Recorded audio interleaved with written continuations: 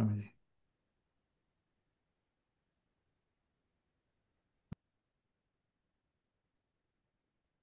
ॐ शन्नो मित्रः संवरुणः शन्नो भवत्वर्यमा शन्न इन्द्रो बृहस्पतिः शन्नो विष्णुरुक्रमः नमो ब्रह्मणे नमस्ते वायो त्वमेव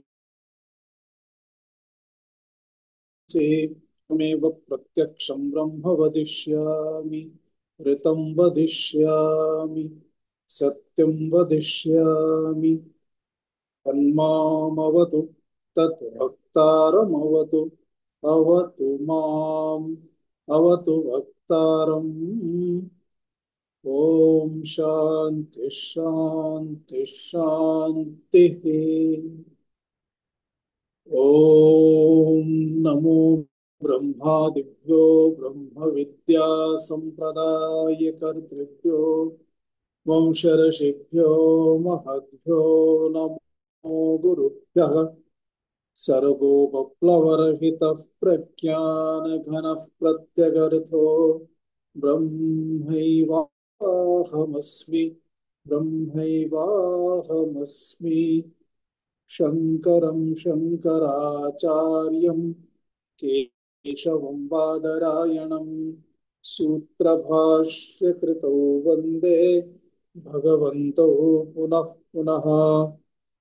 ईश्वरो गुरुरात्मेति मूर्तिभेदविभागिने व्योमवद्व्याप्तदेहाय दक्षिणामूर्तये नमः।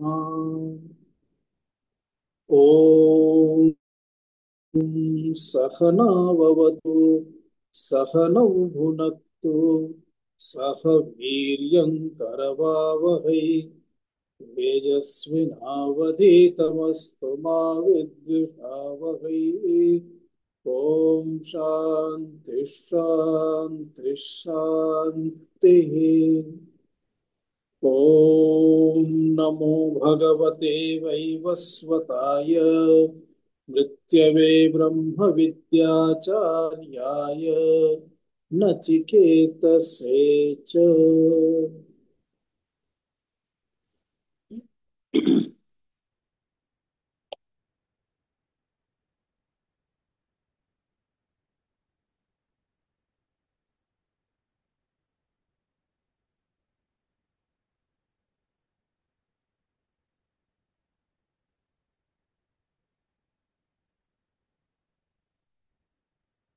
एवं पूर्ववल्ल्याम् अस्माभिः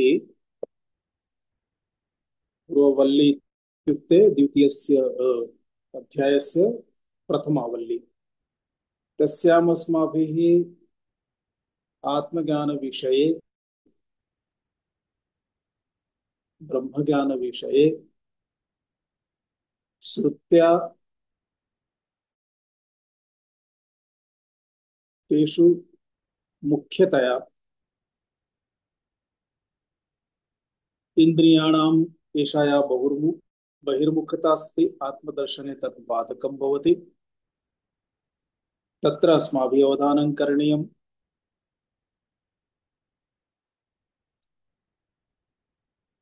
विवेकी अविवेकी इत्यनयोः भेदः अपि तत्र निर्दिष्टः। आत्मज्ञानिनः सर्वज्ञत्वं यः आत्मज्ञानी ब्रह्मज्ञानी भवति तस्य शोकादिनिवृत्तिः निश्चयेन भवति इति निर्दिष्टम्। अर्थात् आत्मज्ञान विषये भारः निर्दिष्टः। तत्र आत्मज्ञानिनः निर्भयता अपि तत्र दर्शिता। आत्मज्ञानी भवति चेत् सः अभयप्राप्तत्वात् अभयं प्राप्नोति, निर्भयता प्राप्यते तेन। एवं यः आत्मज्ञानी ब्रह्मज्ञानी सः सर्वत्र आत्मदर्शनं करोति इति विषयस्य निर्दिष्टम्। आत्मदर्शनाय पुनः भिन्न भिन्न उपायेन कथम आत्मदर्शनम कुत्र कुत्र किं किम् इति केन प्रकारेण तत् तत् दर्शयितुं तत्र अरणिस्थ अग्निः अग्नौ ब्रह्मदृष्टिं कर्तुं सूचितम्, प्राणेषु ब्रह्मदृष्टिः करणीया इति सूचिता। पुनः भेदद्रष्टारः ये सन्ति भेददृष्टीनां तत्र निन्दनं कृतं, निन्दा कृता। हृदयस्थं ब्रह्मदर्शनं तस्य फलं च निर्दिष्टम् अंगुष्ठं मात्रमिति उक्त्वा पुनः भेद निंदा कृता, अभेदस्य प्रशंसा चापि कृता। एवं सा प्रथमा वल्ली द्वितीयस्य अध्यायस्य तत्र निर्दिष्टा। प्रथमवल्या एवं उपदेशः अस्माभिः प्राप्तः। इदानीं पुनः तदेव ब्रह्म तदेव आत्मज्ञानम् अन्य प्रकारेण कथम इति तदर्थम अर्थात ब्रह्मणः अनुसंधानार्थम अग्रे पुनः केचन उपायाः किंचित पृथक रूपेण पृथक्त्वेन उपायाः निर्दिश्यन्ते। यथा आत्मा एव जीवनम् इति तत्र अनन्तरं जीवस्य गतिः इति गुह्यस्य उपदेशः इत्यपि तत्र विषयः। आत्मनि औपाधिकम् एव प्रतिरूपत्वं भिन्न भिन्न नानोपाधि यद् वर्तते तद् आत्मनः अलिप्तता असंगत्वं तदपि अत्र भविष्यति। आत्मज्ञानिने एव नित्य सुख प्राप्तिः इत्यपि अत्र बोधयति श्रुति बोधयिष्यते।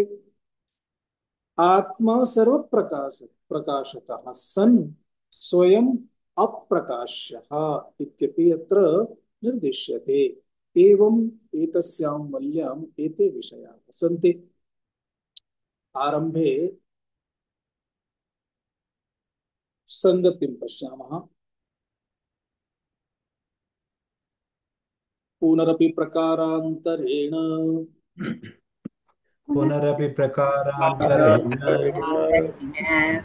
ब्रह्मतत्त्व निर्धारणार्थः अयम् आरम्भः।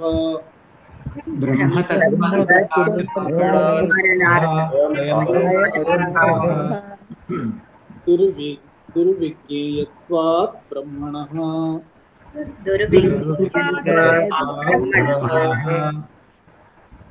पुनः अपि पुनः अपि अर्थात पूर्वं यथा वर्णितं तदनुसारं पुनः पूर्वं यः वर्णनस्य विषयः आसीत् सः एव विषयः अस्ति। पूर्वं वर्णनस्य विषयः ब्रह्म एव, इदानीमपि वर्णनस्य विषयः ब्रह्म एव इति। अतः पुनरुक्ति दोष परिहाराय पुनः अपि इति शब्दस्य प्रयोगं करोति भगवान् भाष्यकारः। तो पुनः अपि प्रकारान्तरेण अर्थात अन्यः प्रकारः इति प्रकारान्तरम् प्रकारान्तरेण भिन्न प्रकारेण अन्य प्रकारः इति तेन ब्रह्म तत्व निर्धारणार्थः अयमारम्भः। अयमारम्भः अर्थात इदानीम् एषा या अग्रिमा वल्ली आरभ्यते एतस्य अध्यायस्य तस्य मूलं किं कारणं किं किमर्थं ब्रह्म तत्व निर्धारणार्थम्। अतः अयम् आरम्भः ब्रह्म तत्व निर्धारणार्थः अस्ति। ब्रह्म तत्वस्य निर्धारणं कर्तुं ब्रह्मणा तत्त्वं ब्रह्म तत्त्वं ब्रह्मणा तत्त्वस्य निर्धारणं ब्रह्म तत्व निर्धारणं तदर्थमेव अत्र आरम्भ निर्धारणार्थः आरम्भः इति।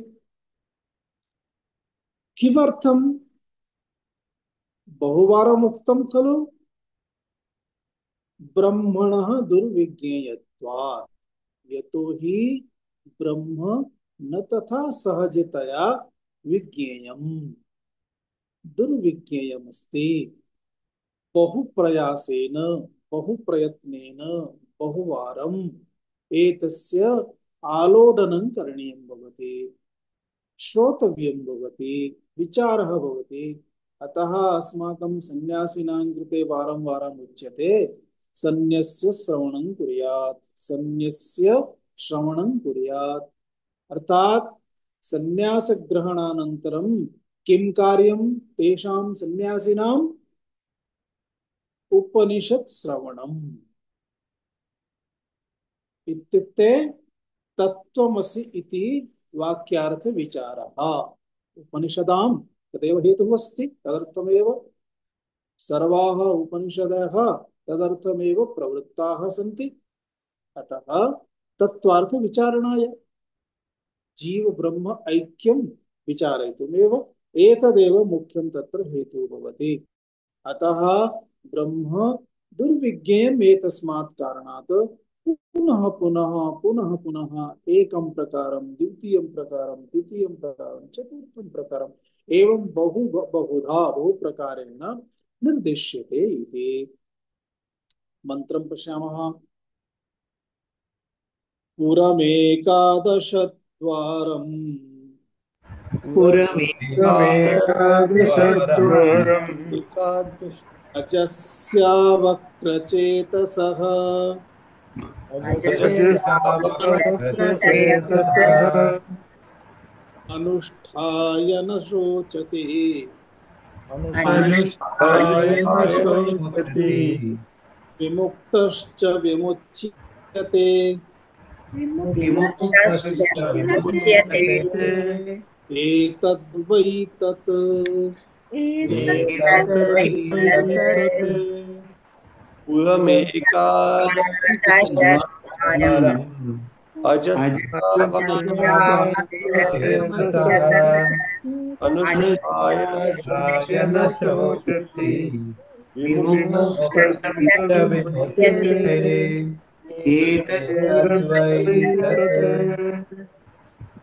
पुरम् एकादशद्वारम् अजस्य अवक्रचेतसः अनुष्ठाय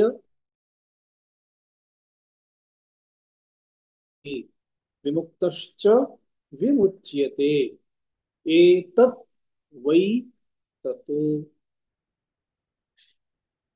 अन्वयः अवक्रचेतसः अजस्य अजः इति तस्य विशेषणमस्ति अवक्रचेतसः अवक्रचेताः अवक्रचेताः अजः इति अतः अवक्रचेतसः अजस्य एकादशद्वारं पुरम्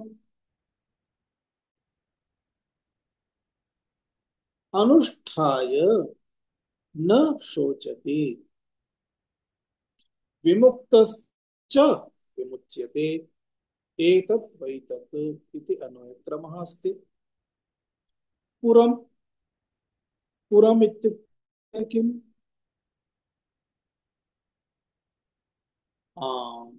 अन्वयानुसारम् एकवारं शब्दार्थं पश्यामः अवक्रचेतसः अवक्रचेतसः इत्युक्ते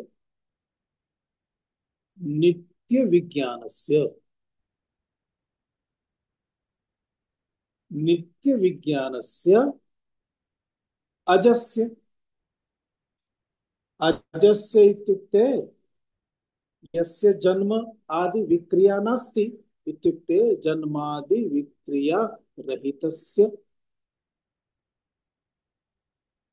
एकादशद्वारम् एकादशद्वारम् इत्युक्ते द्वारमिति निर्गमनमार्गः गमनागमनमार्गः अतः एकादश निर्गमनमार्गः अथवा एकादश गमनागमनमार्गः इति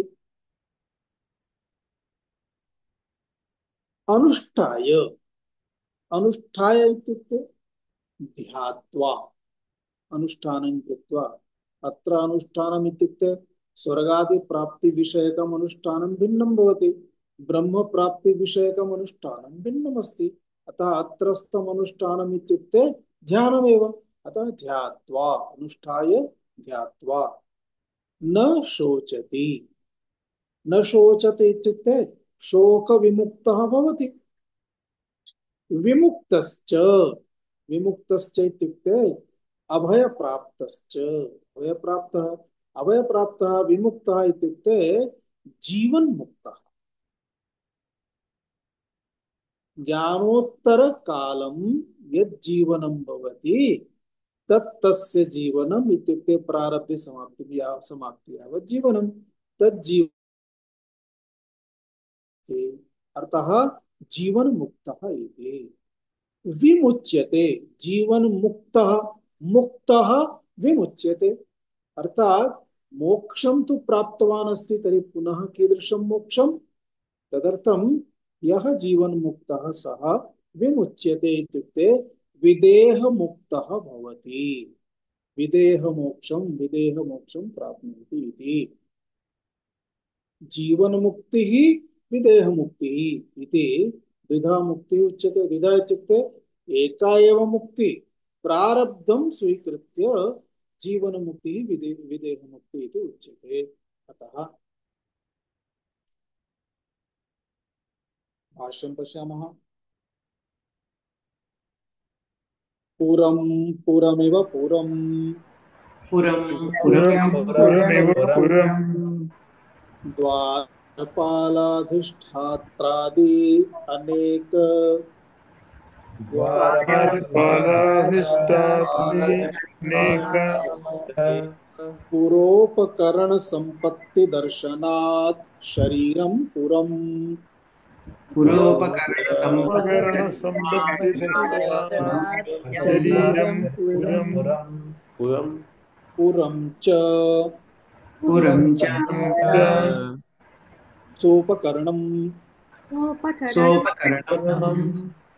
स्वात्मना असंहत स्वतंत्र स्वाम्यर्थं दृष्टम्। आत्मना तदस्वतंत्र सामर्थ्यं दृष्टं तथा इदं इदं पुरसामान्यात् सामान्यात् अनेकोपकरण संहतं शरीरम्। अनेकोपकरण संहतं शरीरम् स्वात्मना असंहत राजस्थानीय स्वाम्यर्थं भवितुम् अर्हति।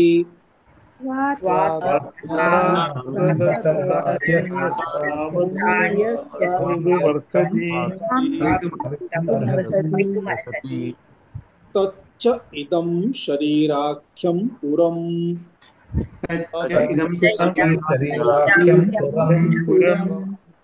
एकादशद्वारम् एकादशद्वाराणि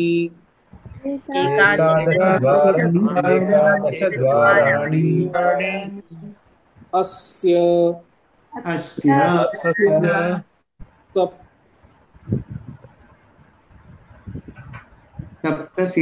सप्तशीर्षाणि नाभ्यासः अर्वाञ्चित् त्रीणि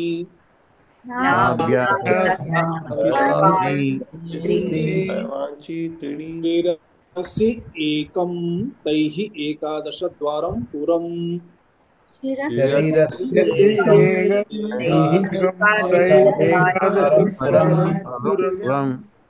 कस्य अजस्य आदि विक्रिया रहितस्य आत्मनः राजस्थानीयस्य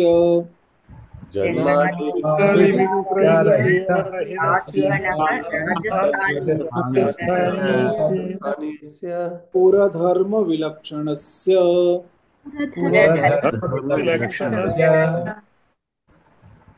अर्थं पश्यामः। पुरं मंत्रस्य शब्दः अस्ति, प्रतीकत्वेन स्वीकृतं पुरं। पुरम् इति पुरम इव पुरम, पुरम इति बहु प्रसिद्धः शब्दः अस्ति। पुरम अर्थात नगरम, पुरी, नगरी। तो पुरम इव पुरम, यथा पुरम भवति, यथा नगरम भवति तथा। अस्तु, नगरे पुरमिव पुरमुक्तं नगरं, नगरे किं किं भवति, कथं तत् नगरम् इति उच्यते। अर्थात नगरे द्वारपालाः भवन्ति, द्वारपालाधिष्ठात्रादि, अर्थात द्वारपालाः भवन्ति, नगरस्य अधिष्ठातारः, अधिष्ठात्रादि, अधिष्ठात्रा, अधिष्ठात्री आदि, अधिष्ठातारः, अर्थात अधिकारिणः। नगरे द्वारपालाः भवन्ति, अधिकारिणः भवन्ति। अनेक पुरोपकरण, भगवान भाष्यकार वदति नगर विषये किं वदामि, मम अपेक्षया भवन्तः अधिकं जानन्ति, किं किं भवति इति अवगन्तुं शक्नुवन्ति। अतः अनेक पुरोपकरण संपत्ति दर्शनम तत्र, तत् नगरम, अर्थात तस्मिन् नगरे बहुविध उपकरणानि भवन्ति, साधनानि भवन्ति। इत्युक्ते मार्गाः भवन्ति, वाहनानि भवन्ति, आपणाः भवन्ति, सर्वाणि वस्तूनि लभ्यन्ते।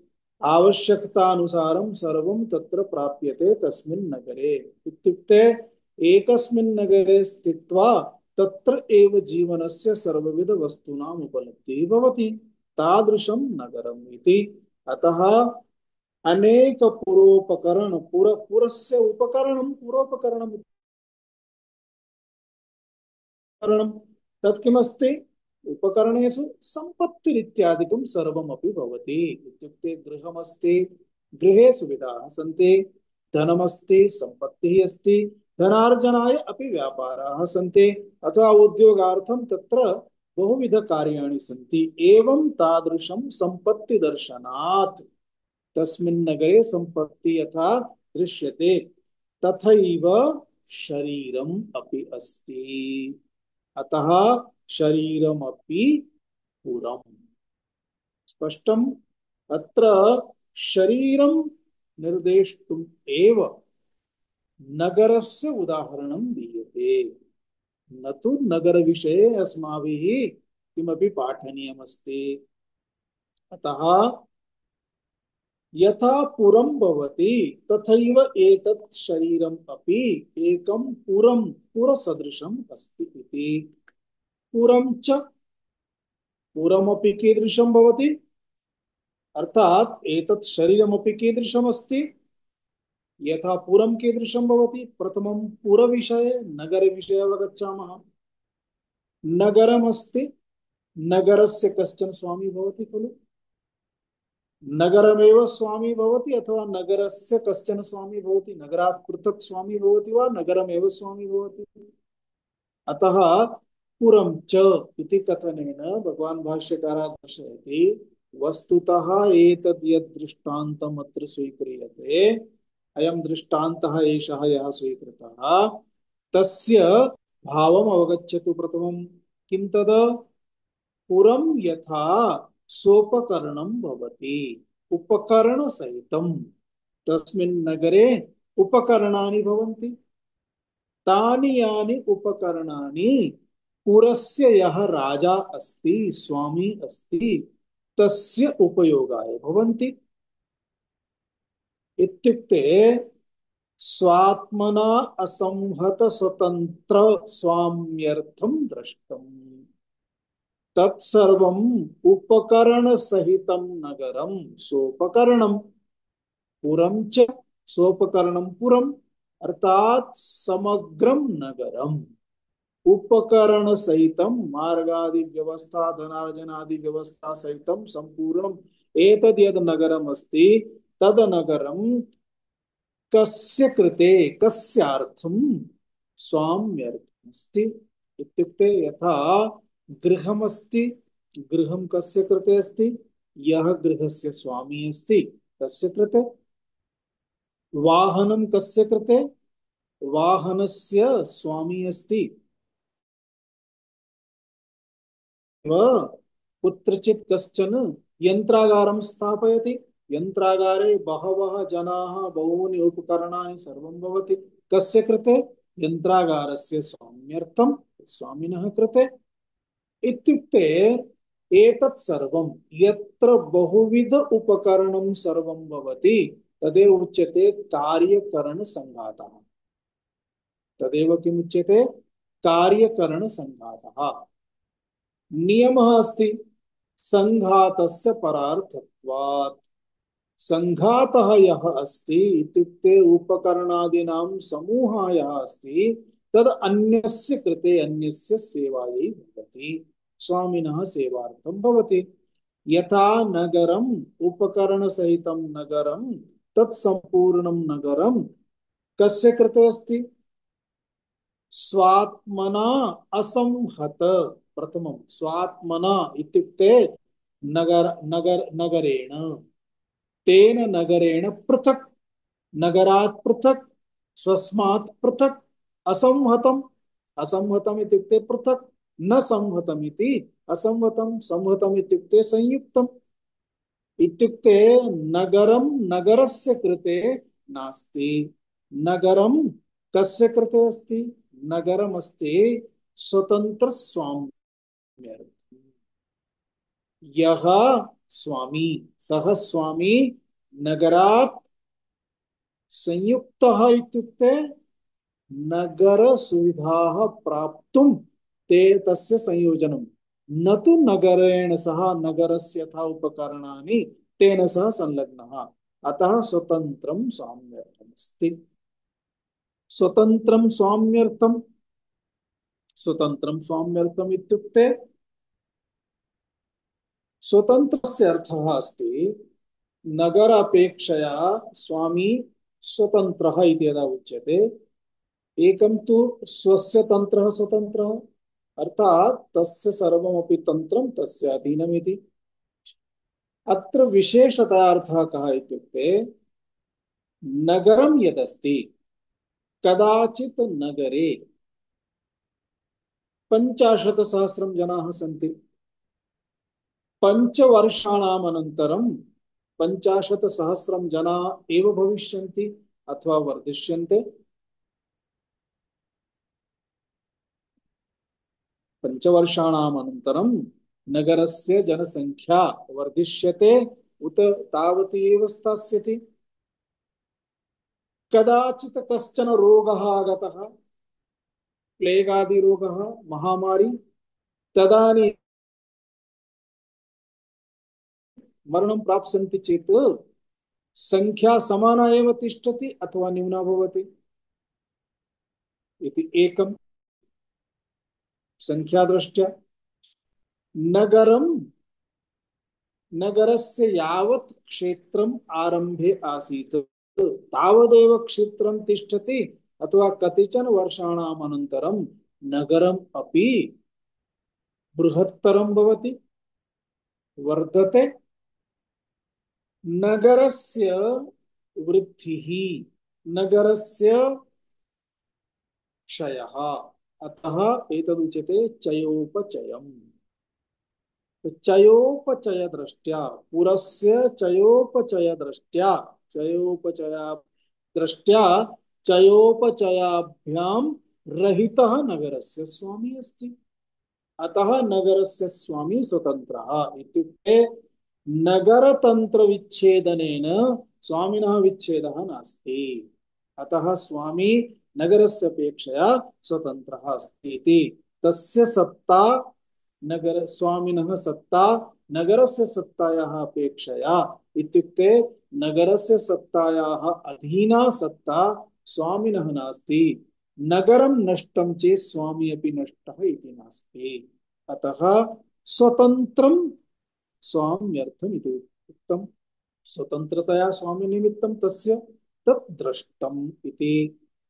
तथा इदं, तथैव इदम्, इदम् इत्युक्ते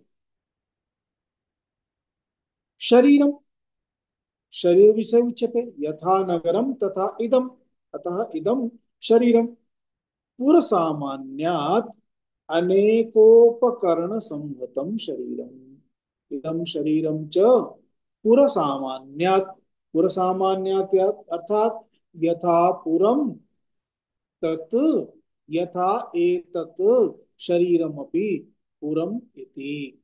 द्वयोः मध्ये सामान्यमस्ति। सामान्यं किं किं? यथा तत्र उपकरणानि सन्ति तथा अत्रापि उपकरणानि सन्ति।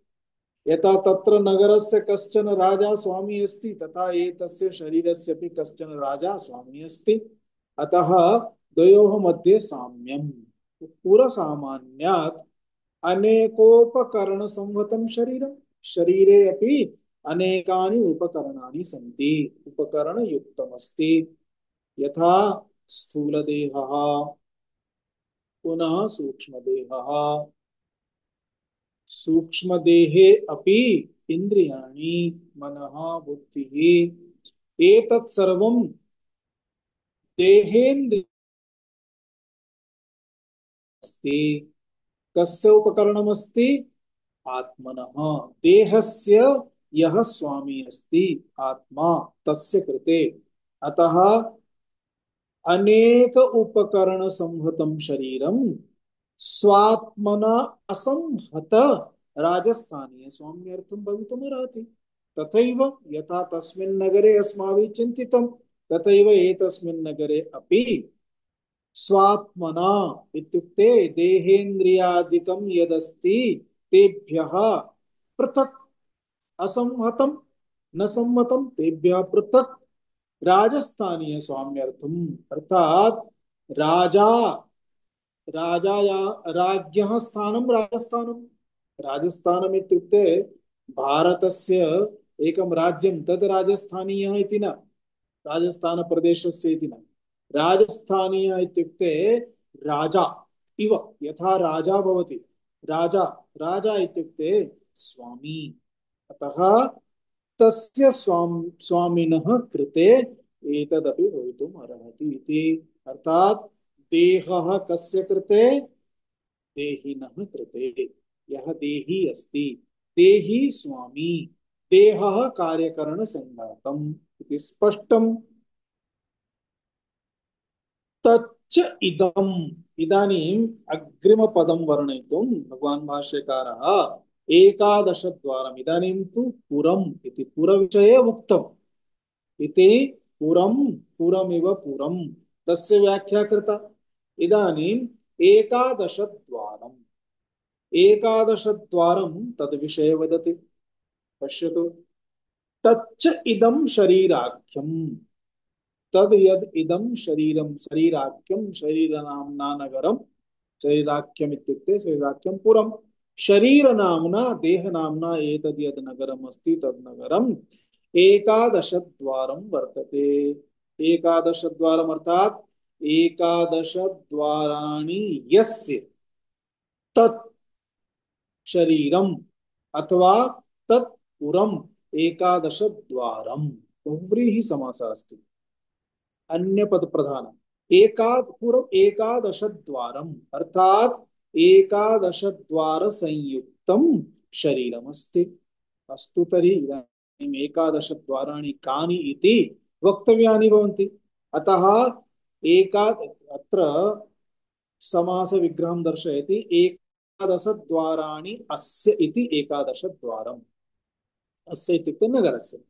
एकादशद्वाराणि अस्य इति एकादशद्वारम् इति विग्रहः अभवत् तस्य। अस्य एकादशद्वाराणि कानि कानि एकादशद्वाराणि? तानि इदानीं निर्दिश्यन्ते। सप्तशीर्षण्यानि, शीर्षण्यानि अर्थात् शीर्षणि। एतत् मूर्धा इति इतः आरभ्य तावत् पर्यन्तं शिरः इति उच्यते। इत्युक्ते समग्रम् आनन सहितं मुख सहितं एषः भागः मस्तक भागः इति शिरः। अतः शीर्षण्यानि इत्युक्ते एतस्मिन् भागे स्थितानि तानि कति सन्ति? सप्त। इदानीम् अस्माभिः गणना करणीया। अस्माकं कर्णद्वयमस्ति खलु, द्वयमभवत्।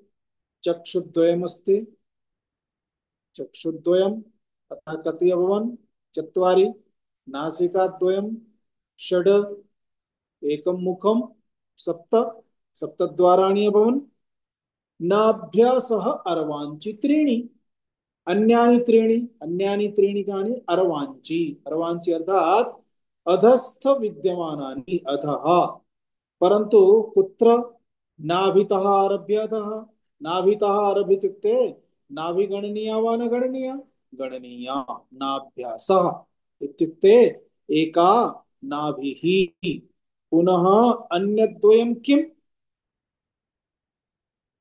जननेन्द्रियम् अनन्तरं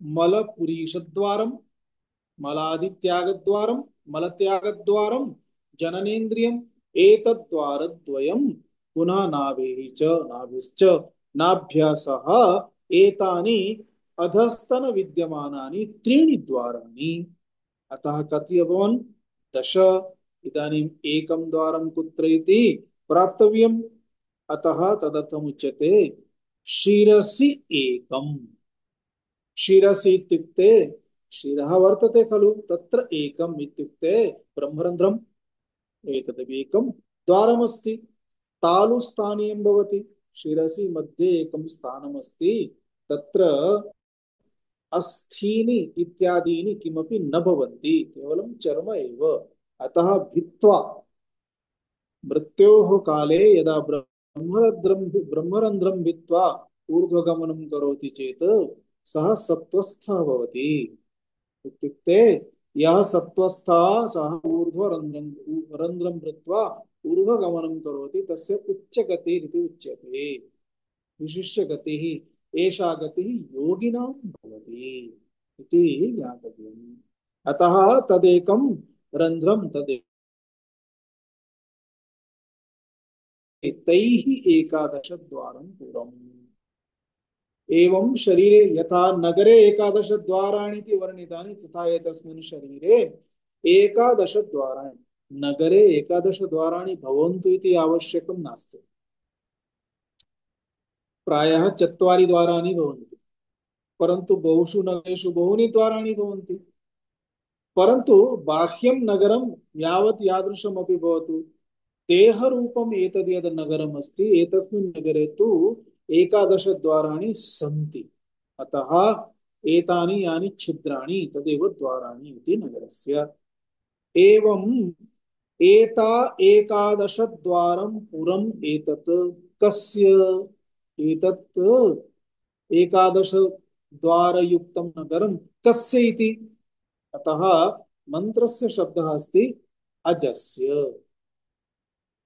कीदृशस्य अजस्य अवक्रचेतसः भाष्ये एकैकं शब्दं क्रमशः स्वीकृत्य उच्यते अतः अन्वयानुसारं न भवति परन्तु अवक्रचेतसः अजस्य इति अस्माभिः बोद्धव्यम् अजस्य अजस्य इत्युक्ते किम् अजः इत्युक्ते न जायते इति अजः इत्युक्ते जन्मादि विक्रिया रहितः यः भवति सः अजः यस्य जन्मादि विकाराः न सन्ति न जायते न म्रियते न जायते म्रियते वा कदाचित् नायमात्मा भविता वा न भूयते उच्यते खलु न जायते न म्रियते जायते चेत् म्रियते जातस्य हि ध्रुवं मृत्यु जातस्य हि यः जातः तस्य मृत्यु निश्चयेन भवति अर्थात अयम् आत्मा ब्रह्म चैतन्यं कथमस्ति अजः अतः एतस्य अजस्य अजस्य अर्थात जन्मादि विक्रिया रहितस्य आत्मनः जन्मादि आदिपदेन किं तत्त्वबोधः स्मर्यते वा षड्विकाराः षड्भाव विकाराः के सन्ति कृपया वदतु कोऽपि अस्ति जायते वर्धते विपरिणमते अपक्षीयते विनश्यति अस्ति जायते वर्धते विपरिणमते अपक्षीयते विनश्यति अपक्ष्यते विपरिणमते विपरिणमति विनश्यति च इति म्रियते इत्यादि एते सर्वे विकाराः सन्ति मरणादि पर्यन्तं जन्मतः मृत्यु पर्यन्तम् एवं एते सर्वेपि विकाराः एतस्मिन् आत्मनि आत्मचैतन्ये न सन्ति। तत्सर्व विकार रहितः अयम आत्मा। पुनः आत्मा अत्र प्रकरणे शरीरम इति पुरं निर्दिष्टम्। एतस्मिन् पुरे एतस्य पुरस्य यः स्वामी अस्ति सः आत्मा इति। अतः सम्यक्तया अवधानपूर्वकेण पश्यतु इति वदति भगवान् भाष्यकारः। किमिति? राजस्थानीयस्य अर्थात् यः राज्ञः स्थाने स्वामिनः स्थाने इत्युक्ते स्वामी एव राजा एव वर्तते। स्वामी अयम् अयं स्वामी एषः कीदृशः वर्तते? पुरधर्म विलक्षणः। अतः पुरधर्म विलक्षणस्य राजस्थानीयस्य आत्मनः इत्युक्ते पुरधर्म विलक्षणः। पुरस्य धर्मः पुरधर्मः, पुरस्य नगरस्य धर्मः नगरधर्मः। तो पुरस्य धर्मः पुरे के सन्ति? एतस्मिन् पुरे यत् किमपि वर्तते तस्य केचन गुणाः सन्ति खलु, गुणधर्माः सन्ति। इदानीं देहं पश्यामः चेत् देहस्य एतस्य नगरस्य धर्माः के धर्माः भवन्ति? एतस्य देहस्य धर्माः इत्युक्ते एकं तु स्थूलदेहः स्थूलदेहधर्माः, सूक्ष्मदेहः सूक्ष्मदेहधर्माः। सूक्ष्मदेहेषु स्थूलदेहधर्मः कः इत्युक्ते स्थूलदेहधर्म इत्युक्ते स्थूलदेहः जन्म समये लघु भवति, कतिचन पौण्ड् एव तावदेव भवति। अनन्तरं वर्धते, वर्धनम् इति स्थूलदेहस्य धर्मः। गात्रविकासः भवन्ति, पुरुषाणां पुंत्वविकासः, स्त्रीणां स्त्रीत्वविकासः। अतः गात्वविकासः अपि एतद् शरीरधर्मः देहधर्मः अस्ति। तदनुसारम् इति यथा स्थूलदेहधर्माः भवन्ति तथैव सूक्ष्मदेहस्य अपि धर्माः। सूक्ष्मदेहे इन्द्रियादीनि सन्ति, तेषां धर्माः।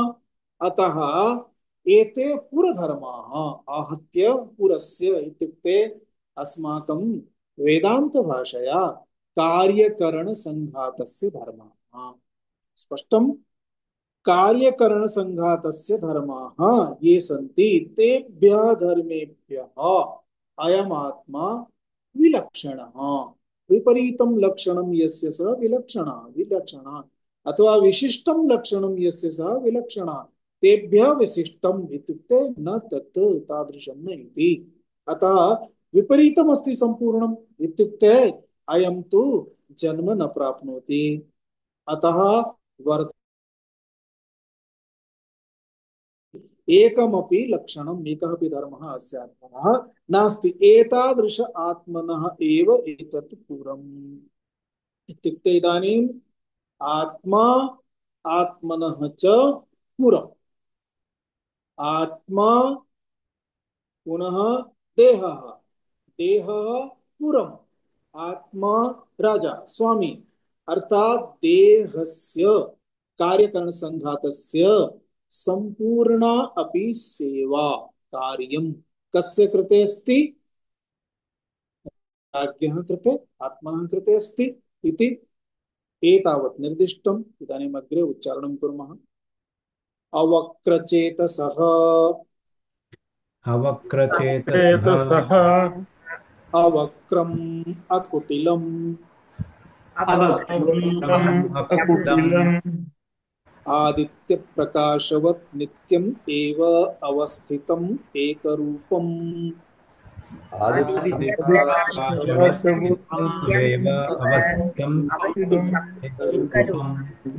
एतः विज्ञानम्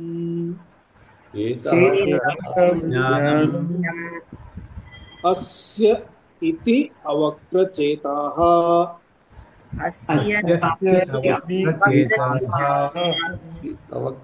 तस्य अवक्रचेतसः राजस्थानीयस्य ब्रह्मणः तस्य अवक्रचेतसः राजस्थानीयस्य ब्रह्मणः यस्य इदं पुरं तं परमेश्वरं यस्य इदं पुरं तं यस्य इदं पुरं तं परमेश्वरं पुरस्वामिनं पुरस्वामिनं अनुष्ठाय ध्यात्वा अनुष्ठाय ध्यात्वा ध्यानं हि तस्य अनुष्ठानं सम्यक् विज्ञानपूर्वकम् ध्यानं हि तस्य अनुष्ठानं ज्ञानपूर्वकं तं तं सर्वैषणा विनिर्मुक्तः सन् सर्वैषणाविर्मुक्तः समं सर्वभूतस्थं ध्यात्वा सर्वभूतस्थं न न शोचति शोचति तद्विज्ञानात् तद्विज्ञानात् अभयप्राप्तेः प्राप्तेः शोकावसराभावात् शोकावसराभावात्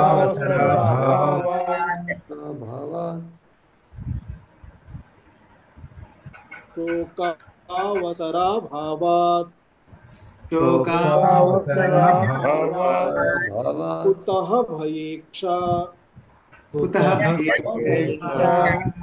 इह एव अविद्याकृत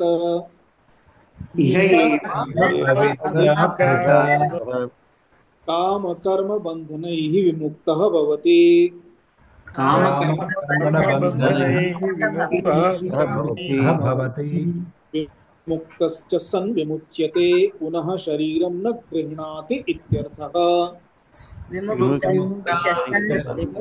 सन् विमुच्यते पुनः शरीरं न गृह्णाति इत्यर्थः।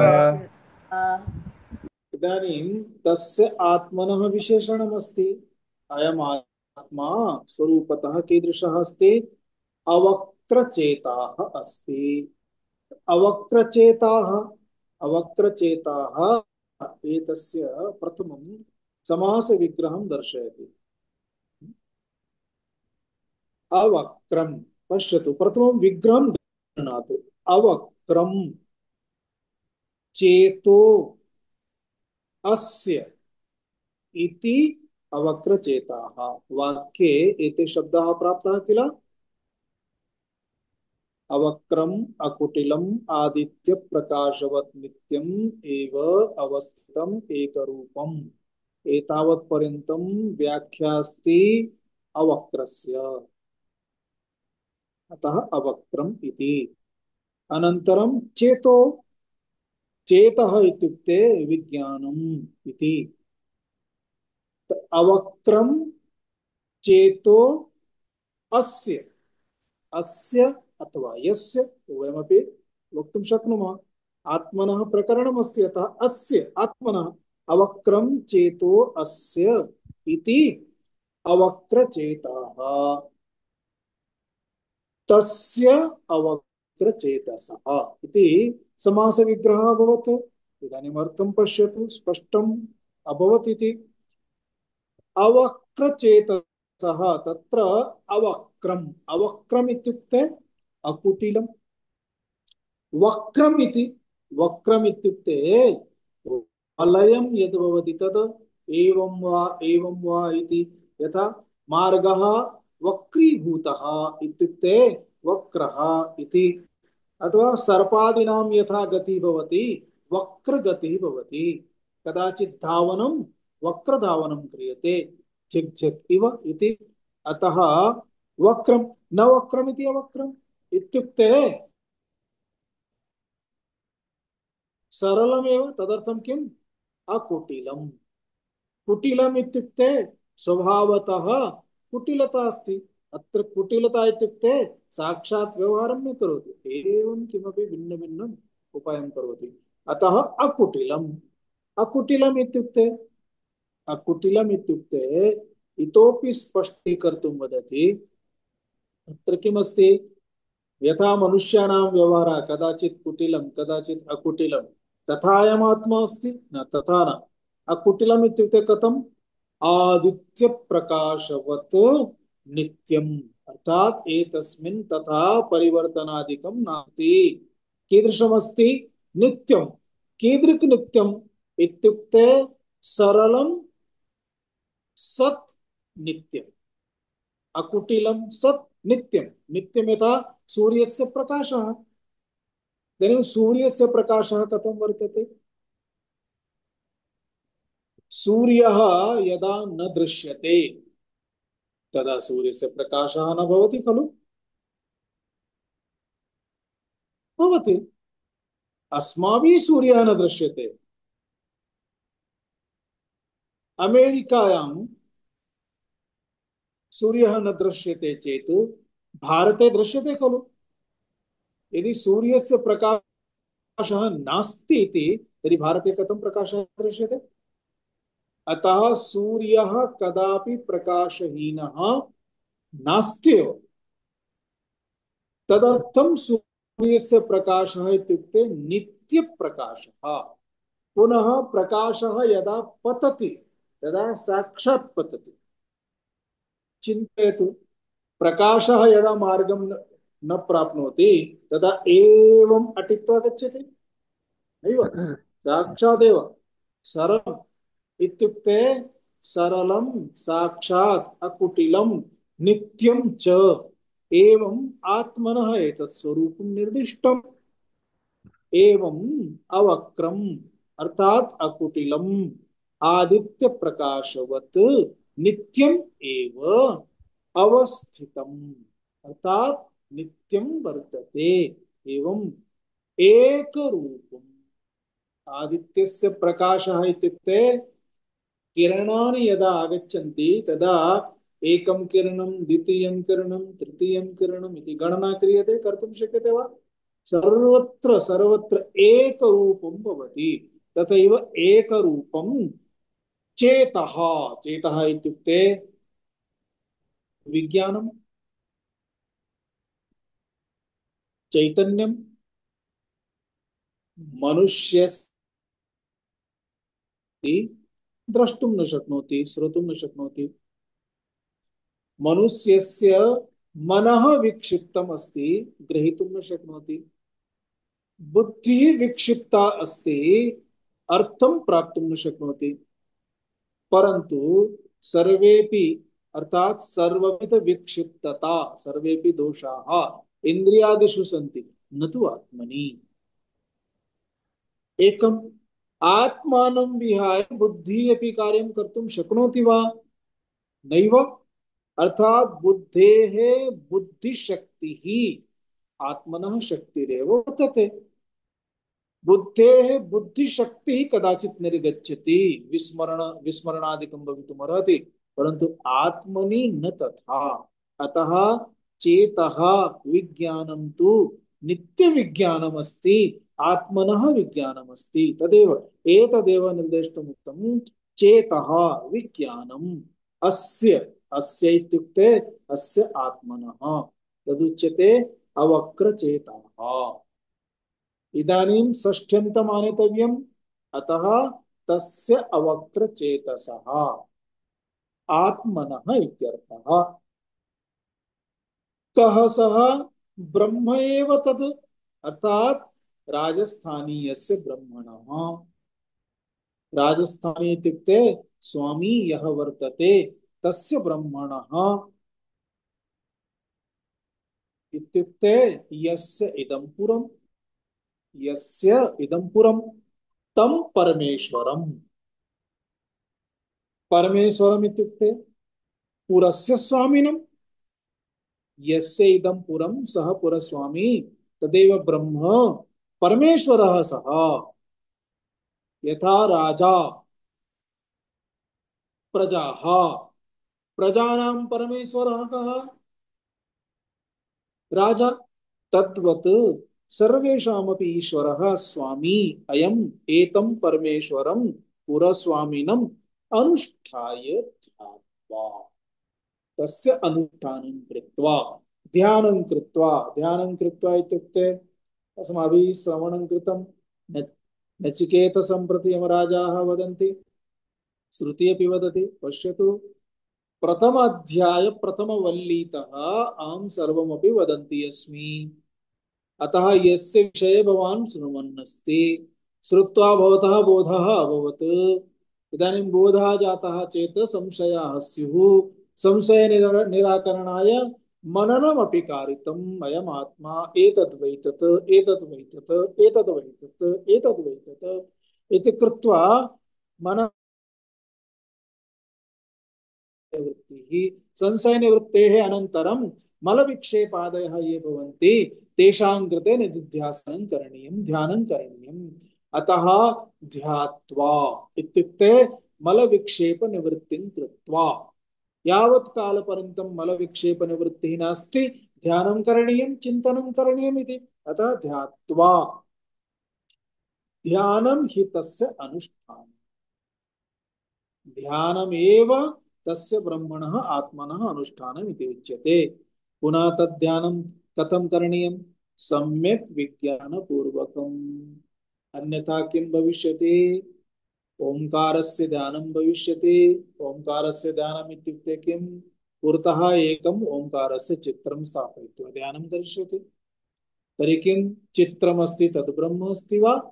तन्न ब्रह्म, तत्तु चक्षुषः विषयः,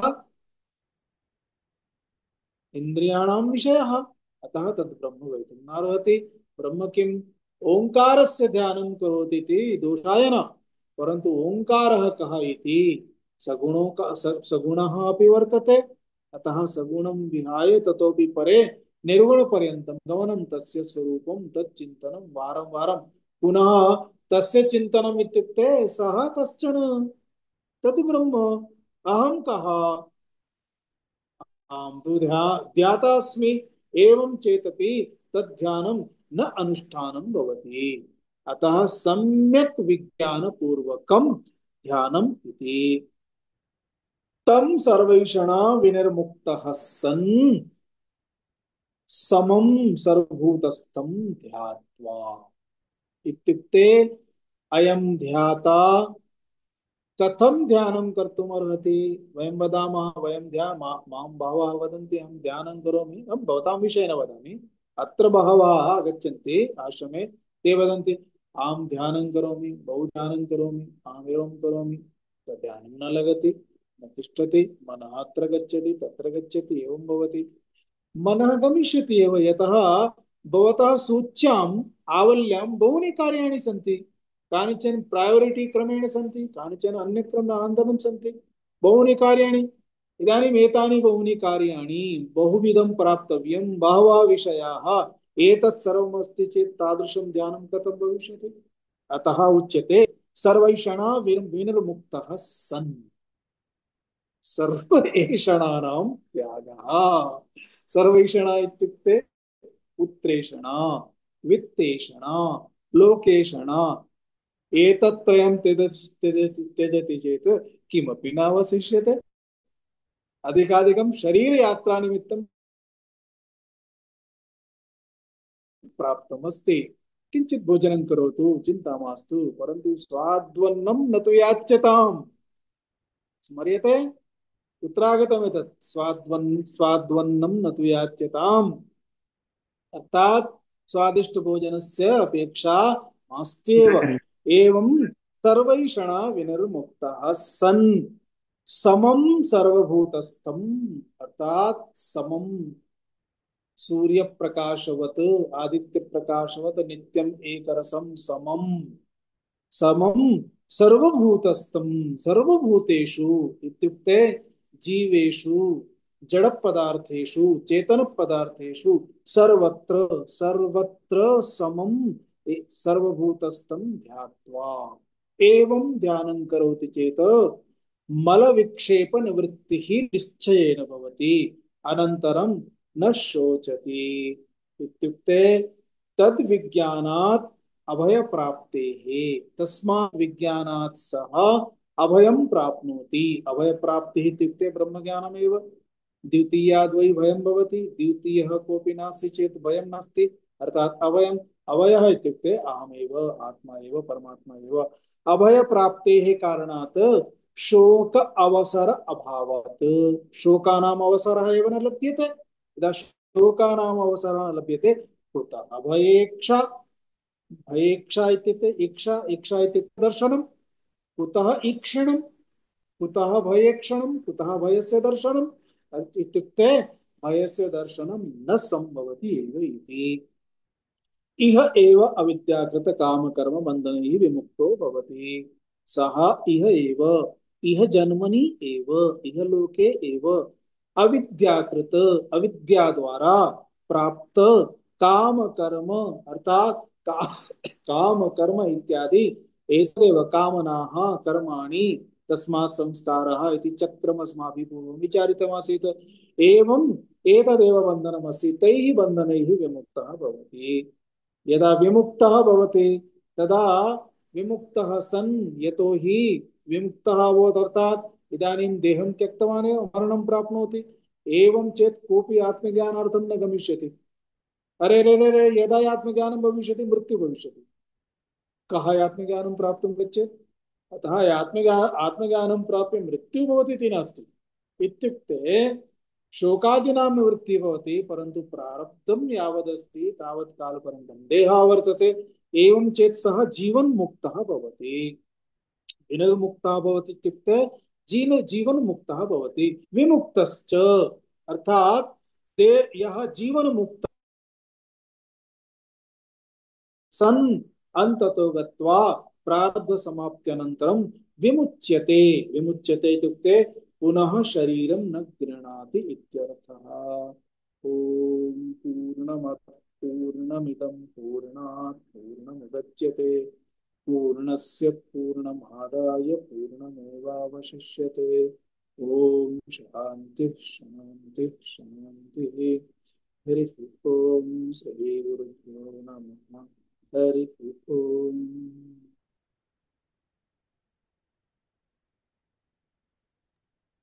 धन्यवादः। ओम धन्यवादः स्वामिनः। धन्यवादः स्वामिनः।